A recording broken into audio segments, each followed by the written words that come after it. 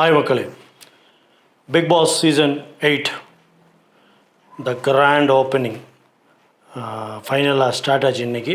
Vijay TV எம்ப்ளாயீஸ்க்காக, Vijay டிவியோட fiction நான் fiction சீரியலில் நடிக்கிறவங்களுக்காக விஜய் டிவி ஒவ்வொரு வருஷமும் நடத்தும் பெரிய கிராண்டு ஷோ தான் பிக் பாஸ் சீசன் 8. இது 100 நாள் வேலை திட்டம் மாதிரி. இது நாட் ஓன்லி ஃபார் விஜய் டிவியோட எம்ப்ளாயீஸ்க்கு, ஈவன் யூடியூபர்ஸ் என்ன மாதிரி ஆட்களுக்கும் ஒரு 100 நாள் நம்மளை அப்படியே ஆக்கியபைடாக பிஸியாக வச்சுருப்பாங்க. So the great thanks to Vijay TV. Bigg பாஸில் பார்ட்டிசிபேட் பண்ணணுன்னா என்ன தகுதி அப்படிங்கிறது நிறைய பேருக்கு இந்த கேள்விக்குறியாக இருக்குது. தகுதியெலாம் ஒன்றும் பெருசு இல்லைங்க. ஒரு விஜய் டிவி சீரியலில் எதையாவது நடிச்சிருக்கணும், இல்லை அவங்களோட ரியாலிட்டி ஷோஸ் இருக்குல்ல, நான் ஃபிக்ஷன் ஷோ, எதையாவது ஒன்றுத்தில் நீ பார்ட்டிசிபேட்டண்ட்டாக இருக்கணும், விஜய் டிவி ஃபேமிலி ஆர்டிஸ்ட்டாக இருக்கணும், அவ்வளோதான் குவாலிஃபிகேஷன். இதையும் தாண்டி ஒரு நல்ல ட்ராமா குயினாக இருக்கணும், ஒரு அஞ்சிதா மாதிரி, ஒரு பிரியங்கா மாதிரி. ஓகே, ஸோ நல்ல ஒரு ட்ராமா குயின் இல்லை ஒரு ட்ராமா கிங் இந்த மாதிரி இருந்தீங்கன்னா, அதே மாதிரி கேமரா எப்படி ஆக்ட் பண்ணணும் அப்படிங்கிறத தெரிஞ்சிருக்கணும். இதெல்லாம் தாங்க ஒரு பெரிய குவாலிஃபிகேஷன். இதெல்லாம் இருந்தாலே போதும், உள்ளே போயிடலாம். இதையும் மீறி இன்னொரு குவாலிஃபிகேஷன் இருக்குது. உள்ளே யாராவது ஒரு பெரிய தலைங்களை வேறு மாதிரி ஏதாவது ஒரு இன்ஃப்ளூயன்ஸ் பண்ணி தெரிஞ்சு வச்சுருந்தீங்கன்னா ஈஸியாக உள்ளே போயிடலாம். இதில் பார்ட்டிசிபேட் பண்ண போகிற 18 போட்டியாளர்கள், இவங்களோட லிஸ்ட்டு. இது ஒன்றும் பெருசாக புதுசு கிடையாதுங்க. இதில் ஒரு 18 பேர் இருக்காங்கன்னா ஒரு 3 பேர் மட்டும் ஒரு வெளியாட்கள். என்னென்னா, ஒரு இந்த ஜெஃப்ரின்னு ஒருத்தர் இருக்கான், ஒரு கானா சிங்கர் ஒரு பையன் இருக்கான், அப்புறமா அந்த சச்சனான்னு ஒரு இந்த மகாராஜா படத்தில் நடித்தது, இன்னொன்று ஆர்ஜே ஆனந்தி. இவங்க 3 பேர் தான் வெளியாட்கள். மிச்சம் 15 பேரும் முழுக்க விஜய் டிவியுடைய ப்ராடக்ட் தான். ஸோ இது முழுக்க விஜய் குடும்ப நிகழ்ச்சி, இப்படி தான் சொல்ல முடியும். இது வந்து வெளியாட்களே யாரில் அவங்களே எப்படின்னா, அவங்களுக்குள்ளேயே குடும்ப அவார்டு, அவங்களுக்குள்ளேயே குடும்ப நிகழ்ச்சி, அவங்களுக்குள்ளேயே எல்லாம் ஷோ பண்ணி அவங்களே அவார்டு கொடுத்து அவங்களே அவங்க வாழ்க்கையை ஓட்டிப்பாங்க. வெளியெல்லாம் அவங்களுக்கு அவார்டு கொடுக்கணுன்னு அதெல்லாம் எதிர்பார்க்க மாட்டாங்க. இதுதான் விஜய் டிவியோடைய வாழ்க்கை முறை. சரி, இந்த 18 கண்டஸ்ட் லிஸ்ட்டு எல்லாருக்கும் தெரிஞ்சுக்க. இருந்தாலும் ஒரு லிஸ்ட்டை படிச்சிருவோம். ரவீந்திரன் நிறைய பிக் பாஸ் ரிவ்யூ பண்ணி பிக் பாஸை வச்சு செஞ்சவர். இப்போ பிக் பாஸ் வச்சு செய்ய போகிறாரா இல்லையான்னு போக தெரியும். அப்புறமா நம்ம சுனிதா, விஜய் டிவியோடைய பக்கா ப்ராடக்ட்டு. சொம்புன்னு எல்லோரும் அழகாக செல்லமாக அழைக்கப்படுகிற சொம்பு சுனிதா. அப்புறமா நம்ம ஜாக்குலின். பாப்பா கொஞ்ச நாள் இல்லாமல் இருந்துச்சு. நேற்று பாப்பா பயங்கர ட்ராமா பண்ணிச்சு. நல்லா பக்காவாக ஸ்கிரிப்ட்லாம் பாப்பாவுக்கு ஒர்க் பண்ணி கொடுத்துருவாங்க போல். ஸோ தரமாக நேற்று பாப்பா ஸ்கிரிப்டை கரெக்டாக நேற்று பண்ணிச்சு. அப்புறமா அந்த சச்சனா, அப்புறமா விஜய் விஷால், குக்கு வித்து கோமல்லாம் கூட வந்தவர். அப்புறமா சௌந்தர்யா, அந்த சௌந்தர்யா வாய்ஸுக்காக ஃபேமஸான ஆள். தர்ஷா குப்தா, பவித்ரா, நம்ம மூத்த நடிகர் Ranjith, Deepak anchor, Anjitha drama queen சொன்ன பார்த்தீங்களா, அஞ்சிதா, அர்ணாவ் ட்ராமா குயினுடைய ட்ராமா கிங். அப்புறமா அருண் பிரசாத், அவர் என்ன பேசுகிறாருன்னு அவருக்கும் புரியாது, மற்றவனுக்கும் புரியாது, ஆனால் என்னத்தையோ பேசுவார், அதுதான் அருண் பிரசாத். அது மாதிரி ஆர்ஜே ஆனந்தி, பார்க்க கொஞ்சம் நாலேஜபிளான ஆள் மாதிரி, ஒரு 2 படிப்பாளிகள் இருக்கிற மாதிரி தெரியுது இந்த லிஸ்ட்டில். ஒன்று ஆர்ஜே ஆனந்தி, இன்னொன்று நம்ம முத்துக்குமரன். அப்புறமா Sathya, well built personality, entertainment factor எப்படி பண்ண போகிறாருன்னு தெரில. Jeffrey, Gana singer, and then Dharshika dancer அவங்க. ஸோ இதாங்க லிஸ்ட்டு. ஸோ இவங்க தான் நம்மளை ஒரு 106 நாள் என்டர்டெயின்மெண்ட் பண்ணுறதுக்காக காத்திருக்கிற ஒரு குரூப். இந்த 18 பேரில் நம்ம இதை வந்து ஒரு கேட்டகிரி வைஸாக பார்க்க போகிறோம். எப்படின்னா, இப்போ வந்து பிக் பாஸ் அப்படின்னாலே ஆல் அபவுட் ட்ராமா. அதாவது ஒரு படம் பார்க்குற மாதிரி தாங்க பிக் பாஸுங்கிறது. எப்படி ஒரு படத்தை பார்த்தோம்னா ஒரு நகைச்சுவை, ஒரு சோகம், ஒரு சண்டை, ஒரு எனர்ஜி, ஒரு காமெடி, என்ன ஒரு சென்டிமெண்ட், ஒரு அண்ணன் தங்கை பாசம், ஒரு ரொமான்ஸ், இப்படிலாம் எல்லாம் மிக்ஸான எமோஷன்ஸ் தான் பிக் பாஸ். அவங்க கண்டஸ்டண்ட்டை சூஸ் பண்ணும்போது இந்த ஆட்ரிபியூட்லாம் இருக்கான்னு மைண்டில் வச்சு தான் அவங்க ஒவ்வொரு ஆளாக சூஸ் பண்ணுவாங்க.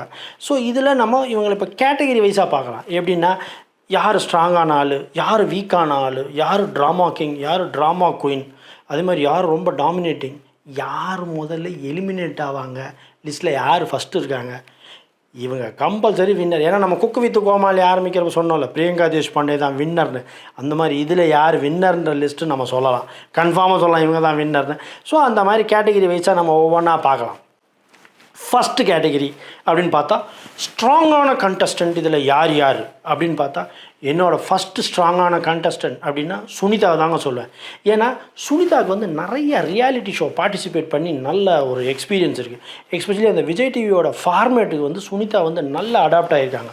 ஸோ விஜய் டிவி என்ன டாஸ்க் கொடுத்தாலும் ஈஸியாக பண்ணக்கூடிய ஒரு நல்ல ஃப்ளெக்சிபிளான ஈவன் ஃபிசிக்கல் டாஸ்க்காக இருக்கட்டும், மென்டல் டாஸ்க்காக இருக்கட்டும், எனக்கு தெரிஞ்சு சுனிதா வந்து பக்காவாக ட்ரெயின் ஆகியிருக்காங்க அந்த விஜய் டிவியோட ஃபார்மேட்டுக்கு. So she is the strong contestant. Even Deepak and ஜாக்லினும் பக்காவாக டியூன் ஆகிருப்பாங்க விஜய் டிவியோடைய ஃபார்மேட்டுக்கு. So then drama queen Anjitha, அப்புறமா நம்ம ரஞ்சித், அவரும் கொஞ்சம் நல்ல ஸ்ட்ராங்கான ஆள் தான். முத்துக்குமரன், ஈவன் ஆர்ஜே ஆனந்தி, விஷால், இவங்கெல்லாம் எனக்கு கொஞ்சம் ஸ்ட்ராங்கான ஆள் மாதிரி தெரியுது. வீக்கான ஆள் அப்படின்னு பார்த்தீங்கன்னா ஃபஸ்ட்டு நான் ரவீந்திரனை தான் சொல்வேன். அவர் நல்லா பேசுவார், அதை விட்டால் மற்ற எல்லாத்துலேயும் அவர் வீக்கு தான். ஸோ அந்த ஒரு விஷயத்தில் இவரை வந்து நம்ம ரெண்டு இடத்துலையுமே சொல்லலாம். இவரை வந்து ஸ்ட்ராங்கான கண்டஸ்டன்ட்லேயும் போடலாம், வீக்கான இடத்துலையும் இவர் தான் ஃபஸ்ட்டு இருக்கார். ஸோ ஏன்னா நல்லா பேசுவார், அதனால் அவர் அதை ஒரு ஸ்ட்ராங்கான ஆள்னு சொல்லலாம். வீக்குங்கிறது அந்த பேசுகிறத தவிர மற்ற எல்லாமே அவருக்கு வீக்கு தான். ஸோ வீக்கான கண்டஸ்டன்ட்டில் ஃபஸ்ட்டு ஆளாக இருக்கிறது நம்ம ரவீந்திரன் தான், ஃபேட்மேன். அப்புறமா சௌந்தர்யா, எல்லாம் ரொம்ப சீக்கிரமாக டயர்டாக ஆகிற ஆட்கள் இவங்களா. சௌந்தர்யா, பவித்ரா, தர்ஷா குப்தா, அப்புறம் அருண், ஜாக்லின், அப்புறம் இவங்கெல்லாம் வந்து கொஞ்சம் சீக்கிரமாக டயர்ட் ஆகிடுவாங்க. எஸ்பெஷலி ஃபிசிக்கல் டாஸ்க்லாம் வரும்போது எப்படி பண்ண போகிறாங்கன்னு தெரில. இவங்கள்ட்ட வந்து என்டர்டெயின்மெண்ட் ஃபேக்டரும் கம்மியாக இருக்கும், ஃபிசிக்கல் டாஸ்க்கும் கம்மியாக இருக்கும். ஸோ எனக்கு தெரிஞ்சு இவங்க கொஞ்சம் வீக்கான லிஸ்ட்டில் நம்ம சேர்த்துக்கலாம். என்டர்டெய்னர் அப்படின்னு பார்த்தீங்கன்னா எகெயின் சுனிதா தான் ஃபஸ்ட்டு இடம். அதுக்கப்புறமா நம்ம முத்துக்குமார் சொல்லலாம், ஈவன் ரவீந்திரனும் சொல்லலாம் என்டர்டெயின்மெண்ட்டில். ஃபேட்மேன், தீபக், ஜாக்லின், அப்புறமா RJ Ananthi, I think Jeffrey, Gana singer அவன். ஸோ இவங்களெல்லாம் நம்ம சொல்லலாம். எஸ்பெஷலி இதில் வந்து என்டர்டெயின்மெண்ட் ஃபேக்டரில் வெரைட்டி ஆஃப் என்டர்டெயின்மெண்ட் இருக்குது. முத்துக்குமரன் அண்டு ஆர்ஜே ஆனந்தி வந்து அவங்களுடைய அந்த தமிழ் பற்றிய இலக்கியம் சார்ந்த அந்த மாதிரி விஷயங்களில், மொழி சார்ந்த அந்த மாதிரி விஷயங்களில் அவங்களோட என்டர்டெயின்மெண்ட் வேல்யூ கொஞ்சம் நிறையா இருக்குன்னு எதிர்பார்க்கலாம். போரிங் கண்டெஸ்டன்ட் அப்படின்னு பார்த்தீங்கன்னா நம்ம ஃபஸ்ட்டு இடம் வந்து நம்ம அருண் பிரசாத் தான் சொல்லுவோம். நேற்று விஜய் சேதுபதி பேசும்போதே அவர் என்ன பேசுகிறாரு விஜய் சேதுபதிக்கு புரியல, அவருக்கும் புரியல, மக்களுக்கும் புரியல. அந்த மாதிரி கொஞ்சம் குழப்பவாதி தான் அருண் பிரசாத். அப்புறமா பவித்ரா, அப்புறமா சத்யா. ஃபிசிக்கலி ஸ்ட்ராங்காக இருக்கார் சத்யா, பட் என்டர்டெயின்மெண்ட் ஃபேக்டர்னு வர்றப்போ ஐ திங்க் கொஞ்சம் அது போக போக தான் தெரியும். It's too early to judge சத்யாவை. ரஞ்சித் அண்டு தர்ஷிகா வந்து நல்ல டான்ஸர், பட் யார்கிட்டையும் அவ்வளோ ஈஸியாக மூவ் ஆகாத ஆள். ஸோ அவங்கள்ட்ட என்டர்டெயின்மெண்ட் எப்படி வரும்னு தெரியல. ரஞ்சித் வந்து ஏஜ் ஃபேக்டர்னால் கொஞ்சம் ஏஜ் டிஃப்ரென்ஸ் இருக்குது அங்கே இருக்கிறதுல. அவர் தான் கொஞ்சம் வயசான ஆள். ஸோ அந்த ஆங்கிளில் பார்த்தீங்கன்னா கொஞ்சம் அவர் மிங்கிளாகிறது கொஞ்சம் தள்ளி தான் நிற்பார். ஏன்னா மரியாதை எங்கேயும் கெட்டு போயிடக்கூடாது, நமக்குன்னு ஒரு எக்ஸ்பீரியன்ஸ் இருக்குது, நம்ம கொஞ்சம் அனுபவமான ஆள், நம்ம ரொம்ப கிட்ட பண்ணணும், நம்மளை மரியாதை நடத்திடுவாங்கன்ற ஒரு பயம் ஒரு மூத்த கலைஞருக்கு எப்பயும் இருக்கும். அந்த ஆங்கிளில் ரஞ்சித்தும் கொஞ்சம் சைலண்ட்டாக இருப்பார். ஸோ ஆப்வியஸ்லி சைலண்ட்டாக இருந்தால் is comes under boring category தான். இது ரொம்ப முக்கியம். ஃபிசிக்கல் சேலஞ்ச் ரெண்டு விதமாக இருக்குது. மைண்ட் கேம் இருக்குது, physical challenge. Bigg Boss is all about ரெண்டுமே. அதாவது ஃபிசிக்கலாக நிறையா டாஸ்க் கொடுப்பாங்க, அதுலேயும் நல்லா பண்ணணும், மைண்டு கேம்லேயும் நல்லா பண்ணணும். இப்போ இதில் வந்து ஃபிசிக்கல் சேலஞ்சுன்னு வரும்போது நம்ம எல்லோரும் செஞ்சது ஃபேட்மேன் தான். அவர் தான் எல்லா வீக் கேட்டகரியிலையும் ஃபஸ்ட்டு வர்றாரு. ஏன்னா அவரால் பேசுகிறத தவிர வேறு எந்த வேலையும் அவரால் பண்ண முடியாது. ஈவன் ஒரு ஒய்ஃப் சொல்லியிருக்காங்க, ஒரு கிளாஸ் எடுத்து வைக்கணுன்னா கூட அவர் பண்ண மாட்டார் அப்படின்னு. இங்கே எல்லா வேலையும் அவரே பண்ணணும் அப்படிங்கிறப்ப அது அவருக்கு ரொம்ப பெரிய சேலஞ்சாக இருக்கும். அவருக்கு ஒரு அசிஸ்டண்ட் அந்த மாதிரிலாம் யாரும் கொடுக்க மாட்டாங்க. ஸோ தனியாக அவரே அவர் வேலையை எப்படி செய்ய போகிறாருங்கிறது பொறுத்திருந்து தான் பார்க்கணும். எனக்கு தெரிஞ்ச வாய்ப்புகள் ரொம்ப கம்மி. ஜாக்லினும் பேசுகிறது மட்டும்தான் வரும். ஃபிசிக்கல் டாஸ்க் அப்படின்னு வர்றப்ப ஜாக்லின் ரொம்ப வீக்கான ஆள் தான். தர்ஷா குப்தா, சௌந்தர்யா, இவங்க எல்லாருமே, பவித்ரா, இவங்க எல்லாருமே கொஞ்சம் ஃபிசிக்கல் டாஸ்க்குன்னு வர்றப்ப கொஞ்சம் ரொம்ப கஷ்டப்பட போகிறாங்கங்கிறது கன்ஃபார்மாக சொல்லலாம். டாமினேட்டிங் கண்டெஸ்டன்ட் ரொம்ப முக்கியமான கேட்டகரி. இதில் பார்த்தீங்கன்னா எகெயின் தலைவர் ரவீந்திரன் தான் ஃபஸ்ட்டு நிற்பார். நேற்று அந்த அந்த நான் மூணு பேராக பிரித்து பெட்ரூம் செலக்ட் பண்ணுங்கன்னு சொன்னப்போ எல்லாம் கன்ஃபியூஷனில் இருக்கப்போ தலைவன் டக்குன்னு ஒரு பிட்டை போட்டார். நான் உனக்கு இப்படி ஒரு இது கொடுக்குறேன், நான் இப்போ இதை விட்டு கொடுத்தேன்னா எனக்கு நீ என்ன செய்வே, எனக்கு நீ இதை செய்யணும், நான் ஒரு வாரம் வந்து எங்களை யாரும் நீ வந்து நாமினேட் பண்ணக்கூடாது அப்படின்னு ஒரு கிவ் அண்ட் டேக் ஒன்றை கொடுத்து ஒன்றை வாங்கினார். பார்த்தீங்களா, அதே வந்து அவர் டாமினேட்டிங் எந்த மாதிரி ஆள் ஃபைனலாக அவர் சொன்னதாக எல்லோரும் கேட்டாங்க, அதுதான் டிசிஷனாகவும் ஆகிருக்கு. ஸோ டாமினேட்டிங் கேரக்டரில் நம்ம ரவீந்திரன் இருக்கார், Fatman, Deepak, again Jacqueline, Muthukumaran, RJ Ananthi and Anshitha and Arnav, இவங்க எல்லாமே டாமினேட்டிங் கேரக்டரில் கம்பல்சரி வருவாங்க.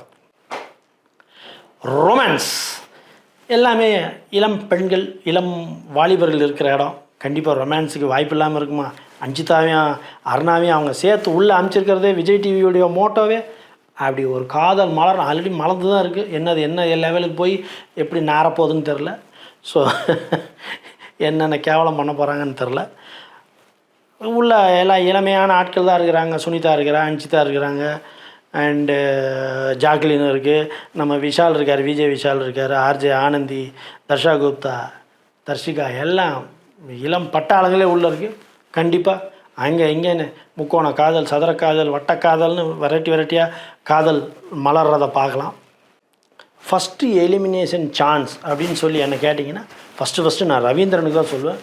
பட் ஆல்ரெடி ஒரு ரூமர் போயிட்டுருக்கு, நம்ம இந்த மகாராஜ் படத்தில் நடித்த பாப்பா சச்சனாவை எலிமினேட் பண்ணியிருக்காங்கன்னு. அது என்ன கேம்னு தெரியல. It is two அர்லி. அப்படி பண்ணியிருந்தாங்கன்னா it is unfair also. But சில பேர் சொல்கிறாங்க சீக்ரெட் ரூமுக்குள்ளே அனுப்புவாங்கன்னு. சீக்ரெட் ரூமுக்குள்ளே அனுப்புகிற அளவுக்கு அந்த பாப்பாவுக்கு ஒன்றும் பெரிய அறிவாக இன்னும் நிறைய பேர் இருக்காங்களே, அவங்கள செலக்ட் பண்ணியிருக்கலாமே. ஸோ அந்த வகையில் சில பேர் சொல்கிறாங்க விஜய் சேதுபதியுடைய மகளாக நடிச்சிருக்கிறதுனால விஜய் சேதுபதி கொஞ்சம் ஃபேவரிசம் காட்டுவாரோன்னு. ஏன்னா போன சீசனில் கமலஹாசன் மாயா வச்சு சொன்னாங்கள்ல, அந்த மாதிரி இந்த சீசனில் அந்த பிரச்சனை வந்துடக்கூடாதுங்கிறதுக்காக எலிமினேட் பண்ணியிருக்காங்கங்கிற மாதிரி சில ரூமர்ஸ் போயிட்டுருக்கு. எனக்கு என்ன அது கிளாரிட்டி கிடையாது. ஸோ இது ஜஸ்ட்டு ரூமர் போயிட்டுருக்கு. அப்படி பண்ணியிருந்தாங்கன்னா இட் இஸ் அன்ஃபேர். பட் எனக்கு தெரிஞ்சு ரவீந்திரனுக்கு தான் ஃபஸ்ட்டு சான்ஸ் இருக்குது எலிமினேட் பண்ணுறதுக்கு. ஃபேட்மேன் தான். சான்ஸ் ஃபார் வின்னிங் அப்படின்னிங்கன்னா நம்ம சொம்பு சுனிதாக்கும் சொம்பு அன்ஷிதாக்கும் நிறைய சான்ஸ் இருக்குது. ஏன்னா இவங்க ரெண்டுமே விஜய் டிவியோட ப்ராடக்ட். ஆப்வியஸ்லி விஜய் டிவியோட ப்ராடக்ட் தான். எல்லா அவங்களோட இது ஷோஸ்லேயும் வின் பண்ணுவாங்க. இதில் வந்து ரொம்ப நாள் விஜய் டிவியோட அசோசியேட் ஆகிருக்கிறதும் நம்ம பிரியங்காவுடைய க்ளோஸ் ஃப்ரெண்டும் அண்டு ஃபேமஸ் சொம்பு எல்லாத்துலேயுமே ஃபஸ்ட்டு வர்றது வந்து சுனிதா தான். ஸோ சுனிதாவுக்கு தான் இந்த சீசனில் வின் பண்ணுறதுக்கு கூடிய நிறைய சான்சஸ் இருக்குது. பட் பர்சனலி அவங்களோட இதெல்லாம் ஒரு வச்சா கூட Sunitha is a good task person. நல்லா பண்ணுவாங்க, நீங்கள் என்ன கொடுத்தாலும் ஷி ஹேண்டில்ஸ். ஸோ அவங்களுக்கு சான்சஸ் நிறையா இருக்குது. அன்ஷிதாவுக்கும் நிறைய சான்சஸ் இருக்குது. இந்த ரெண்டு சொம்புகளுக்கும் நிறைய வாய்ப்புகள் இருக்குது. இது வந்து என்னோடவில் மக்கள் பேசிக்கிறாங்க, இந்த ரெண்டு சொம்புகளுக்கும் நிறைய வாய்ப்புகள் இருக்குதுன்னு. ஸோ இவங்க தான் வின்னர்ஸாக கன்ஃபார்மாக வர்றதுக்கூடிய அனைத்து வாய்ப்புகளும் இருக்கிறது. இந்த சீசனுடைய அட்வான்டேஜ் என்னென்னா, இதில் நிறைய பேர் வந்து இந்த குக் வித் கோமாளி சீசன்லேருந்து வந்திருக்காங்க. ஒவ்வொரு சீசன்லேயுமே இந்த சாப்பாடு சமைக்கிறதுங்கிறது ஒரு பெரிய பிரச்சனையாக இருக்கும். பட் இந்த சீசனில் ஆல்மோஸ்ட் ஒரு 70% ஆஃப் த பீப்புள் வந்து எல்லாருக்குமே நல்லா சமைக்க தெரிஞ்சவங்க. ஏன்னா இந்த குக்கிங் ஷோலாம் பார்ட்டிசிபேட் பண்ணி வந்திருக்காங்க. நம்ம தர்ஷா குப்தா, விஜய் விஷால், அன்ஷிதா, சுனிதா. ஸோ இப்படி ஆல்மோஸ்ட் எல்லாருக்குமே சமைக்க தெரியும்னு நினைக்கிறேன், ஒரு சில ஆட்களை விட்டு. ஸோ அப்படிங்கிறப்ப குக்கிங் சாப்பாடு அப்படிங்கிறது ஒரு பெரிய பிரச்சனையாக இருக்க வாய்ப்பு இல்லை இந்த சீசன்லன்றதை ஓப்பனாக சொல்லலாம். இந்த பிக் பாஸ் சீசன் 8 ஆரம்பிக்க போகுது அப்படிங்கிறப்பயே நிறைய விமர்சனங்களும் நிறைய விவாதங்களும் ஆரம்பிச்சிச்சு. இவ்வளோ நாள் ஒரு 7 வருஷமாக கமலஹாசனுங்கிற ஒரு larger than the life person வந்து இந்த ஷோவை அவரோட ஷோல்டரில் எடுத்துகிட்டு போனார்.